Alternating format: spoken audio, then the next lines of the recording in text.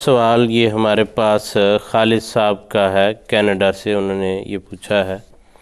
منصور صاحب وہ پوچھتے ہیں کہ جھٹکے کے گوشت کے بارے میں جماعت کی کیا رائے ہے؟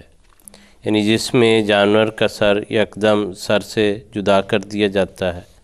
وہ کہتے ہیں اگر یہ منع ہے تو اس کی براہ کرم وجہ بیان فرما دیں، اور اگر اجازت ہے تو بھی اس کی جو ہے حکمت اور وجہ جو ہے اس کا ذکر فرما دیں۔ اسلام نے بیسیکلی جس چیز کو حرام قرار دیا ہے وہ خون ہے، کہ خون چونکہ متعفن ہو جاتا ہے، جلد اس میں جراثیم کی نشو و نما ہو جاتی ہے، اس وجہ سے خون کو بنیادی طور پر حرام قرار دیا گیا۔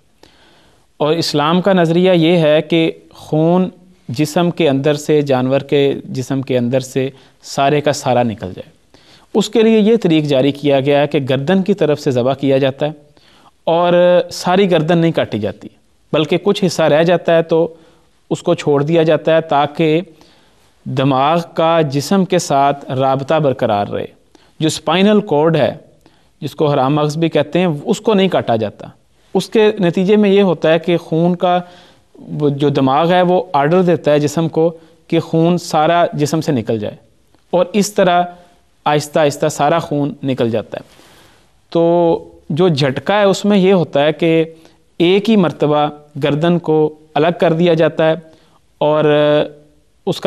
کے نتیجے میں دماغ یہ آرڈر نہیں جسم کو دے سکتا کہ سارا خون یہاں سے نکل جائے، اور سارے کا سارا جو خون ہے وہ گوشت کے اندر رہ جاتا ہے، اور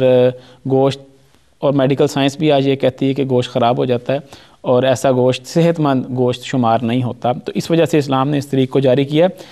حضرت مسیح علیہ السلام کے زمانے میں اسی طرح کا ایک واقعہ ہوا کہ کسی نے حضور سے سوال پوچھا کہ حضور، مرغی کی گردن بلی اتار کے لے گئی ہے، اب مرغی پھڑک رہی، کیا ہم اس کو ذبح کر لیں؟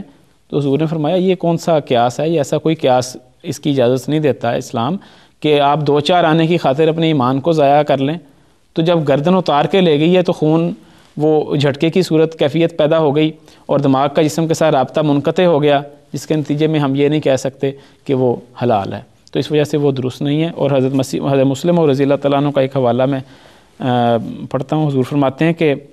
ذبیحہ میں یہ حکمت ہے کہ خون جسے اسلام نے حرام قرار دیا ہے